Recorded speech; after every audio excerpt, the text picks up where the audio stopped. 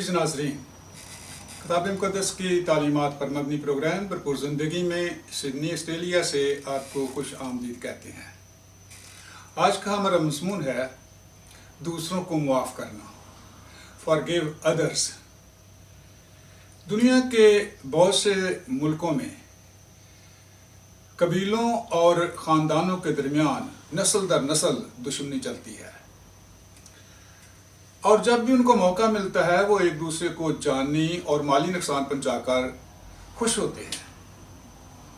इस दुश्मनी और लड़ाई झगड़े की बुनियादी वजह किताब मुक़द्दस बताती है। लिखा है कि तुम में लड़ाइयाँ और झगड़े कहाँ से आ गए? क्या उन ख्वाहिशों से नहीं जो तुम्हारे आज़ा में फसाद करती हैं? तुम ख्वाहिश करते हो और तुम्हें नहीं मिलता, तुम झगड़ते और लड़ते हो, खून और हसद करते हो और कुछ हासिल नहीं कर सकते। लड़ाई झगड़े से आप कुछ हासिल तो नहीं कर सकते, लेकिन नफरत बढ़ती है और लोग हर वक्त गुस्से में रहते हैं। गुस्सा और नफरत इंसानी सेहत के लिए बहुत नुकसानदेह है। उससे बहुत से लोग हाई ब्लड प्रेशर और डिप्रेशन का शिकार हो जाते हैं और अक्सर लोग हार्ट अटैक से मर जाते हैं।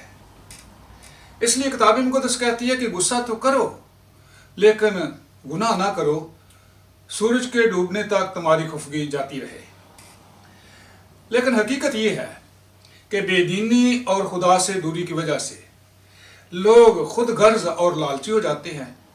उनकी आपस में मोहब्बत ख़त्म हो जाती है और वो किसी पर रहम नहीं करते और वो सिर्फ दौलत हासिल करने में खुशी मनाते हैं।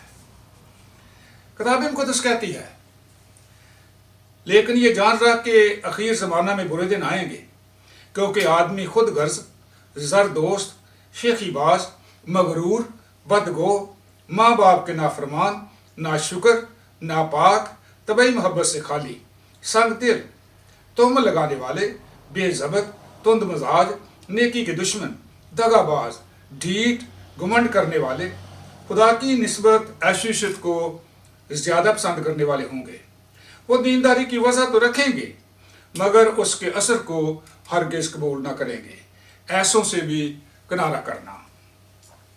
किताब मुक़द्दस वार्निंग देती है कि ये सब बुराइयाँ बेदीनी की अलामत है और ऐसे लोगों से आप वास्ता न रखें ताकि उनकी बुराइयों में आप शरीक ना हों। किताब मुक़द्दस की बुनियादी तालीम मोहब्बत और सुलह है और दूसरों को मुआफ़ करने पर जोर देती है, क्योंकि जब हम गुनाहगार ही थे, खुदा ने हमसे मोहब्बत की, हमारी जान का फिदिया दिया और हमें मुआफ़ कर दिया और खुदा बाप से हमारी सुलह करा दी और ये हुक्म दिया कि हम भी एक दूसरे को मुआफ़ करें। मुआफ़ करने से मुराद है कि हम सुलह करें आपस में और प्यार और मोहब्बत से मिलजुल कर जिंदगी गुजारें। खुदा यसू ने कहा है कि जब कभी तुम खड़े हुए दुआ करते हो, अगर तुम्हें किसी से शिकायत हो तो उसे मुआफ़ करो, ताकि तुम्हारा बाप भी जो आसमान पर है तुम्हारे गुनाह मुआफ़ करे, और अगर तुम मुआफ़ ना करोगे तो तुम्हारा बाप जो आसमान पर है तुम्हारे गुनाह मुआफ़ ना करेगा। जिन लोगों को आप पसंद नहीं करते और जिन्होंने आपको नुकसान पहुंचाया है, उनको भी मुआफ़ करना है। मुआफ़ करना आसान नहीं है, ये मुश्किल काम है। खुदा यसू ने कहा है कि आसान क्या है, ये कहना कि तेरे गुनाह माफ़ हुए या ये कहना कि उठ और चल फिर। यसू का मतलब ये था कि शफा देना आसान है, किसी पर रहम करना और दूसरे अच्छे काम करना आसान है, लेकिन किसी पर रहम करना और उसके गुनाह मुआफ़ करना मुश्किल है। शागिर्दों को भी एक दूसरे को मुआफ़ करने में मुश्किल थी। पतरस ने खुदावन से पूछा, आए खुदावन, अगर मेरा भाई मेरा गुनाह करता रहे तो मैं कितनी बार अपने भाई को मुआफ़ करूं? क्या 7 बार तक? यीशु ने जवाब में कहा कि 7 बार नहीं, बल्कि 7 का 70 बार तक। इल्म रियाजी के मुताबिक 7 का 70 बार 490 होता है, और इसका मतलब है कि बेशुमार दफ़ा आप मुआफ़ करें, बार बार अपने भाई को आप मुआफ़ करें। दूसरों को माफ़ करना یہ خداوند کا مشورہ نہیں ہے اور نہ ہی یہ چوائس ہے، بلکہ یہ خداوند کا حکم ہے۔ خداوند یسوع نے اپنے شاگردوں کو دعا کرنا سکھائی اور کہا کہ اے ہمارے آسمانی باپ، ہمارے گناہ ہمیں معاف کر جس طرح ہم اپنے قصوروں کو معاف کرتے ہیں۔ اور اس کے بعد خداوند نے وارننگ دی کہ اگر تم آدمیوں کے قصور معاف کرو گے تو تمہارا آسمانی باپ بھی تم کو معاف کرے گا، اور اگر تم آدمیوں کے قصور معاف نہ کرو گے تو تمہارا آسمانی باپ بھی تمہارے گناہ معاف نہ کرے گا۔ عزیزو، یہ ویڈیو خصوصی طور پر ایمانداروں کے لیے ریکارڈ کی گئی ہے۔ ایماندار یاد رکھیں کہ یہ خداوند کا حکم ہے۔ اگر تم دوسروں کو معاف نہ کرو گے تو تمہارا آسمانی باپ بھی تمہارے گناہ معاف نہ کرے گا، اور تمہارا نام برے کی کتاب حیات سے مٹا دیا جائے گا، اور تم آسمان کی بادشاہی میں داخل نہیں ہو سکو گے۔ خداوند یسوع نے دوسروں کو معاف کرنے کے بارے ایک تمثیل کہی ہے۔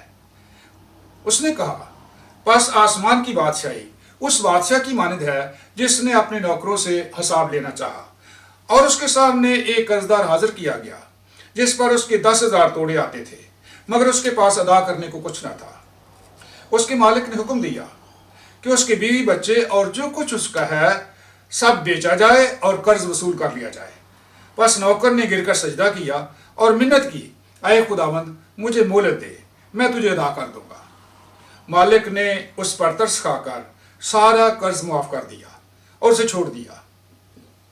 جب وہ شخص باہر نکلا تو اس کے ہم خدمتوں میں سے ایک اس کو ملا جس پر اس کے 100 دینار آتے تھے۔ اس نے اس کو پکڑ کر اس کا گلا گھونٹا اور کہا کہ میرا قرض ادا کر۔ اس نے اس کے سامنے منت کی کہ مجھے مہلت دے، میں تجھے ادا کر دوں گا۔ اس نے نہ مانا، بلکہ اس کو قید خانہ میں ڈالا کہ جب تک ادا نہ کرے قید میں رہے۔ اس کے ہم خدمت یہ دیکھ کر بہت غمگین ہوئے اور جو کچھ ہوا تھا جا کر مالک کو بتایا۔ مالک نے اس نوکر کو پاس بلا کر کہا، اے شریر نوکر، میں نے تیرا سارا قرض اس لیے معاف کر دیا تھا کیونکہ تو نے میری منت کی تھی، اور کیا تجھے لازم نہ تھا کہ جیسا میں نے تجھ پر رحم کیا تو بھی اپنے ہم خدمت پر رحم کرتا؟ اس کے مالک نے خفا ہو کر اس کو جلادوں کے حوالے کیا کہ جب تک تمام قرض ادا نہ کرے قید میں رہے۔ اب ذرا غور کریں، اس شخص نے 10,000 توڑے اپنے مالک کو ادا کرنے تھے، اور اس نے اپنے ہم خدمت سے 100 دینار وصول کرنے تھے۔ اس وقت ایک مزدور کی ایک دن کی مزدوری 1 دینار تھا، اور 1 سال کی مزدوری 300 دینار بنتی تھی، اور 100 دینار 4 مہینوں کی مزدوری کے برابر تھا، جو وہ آسانی سے ادا کر سکتا تھا۔ اور 300 دینار سالانہ کے حساب سے 20 سال کی مزدوری 6,000 دینار بنتی تھی، جو کہ 1 توڑے کے برابر تھی۔ اور 10,000 توڑے ادا کرنے کے لیے اس کو 200 سال مزدوری کرنے کی ضرورت تھی، اور اس کا مطلب یہ ہے کہ وہ پوری زندگی بھی یہ قرض ادا نہیں کر سکتا تھا، لیکن مالک نے اس پر رحم کیا اور اس کا سارا قرض معاف کر دیا، اور اس نے اپنے ہم خدمت کی 100 دینار کی چھوٹی سی رقم بھی معاف نہ کی۔ اس لیے مالک نے خفا ہو کر اس کو جلادوں کے حوالے کیا کہ وہ قید میں ڈالا جائے۔ خداوند یسوع نے کہا کہ میرا آسمانی باپ بھی تمہارے ساتھ اسی طرح کرے گا اگر تم اپنے بھائی کو دل سے معاف نہ کرو گے۔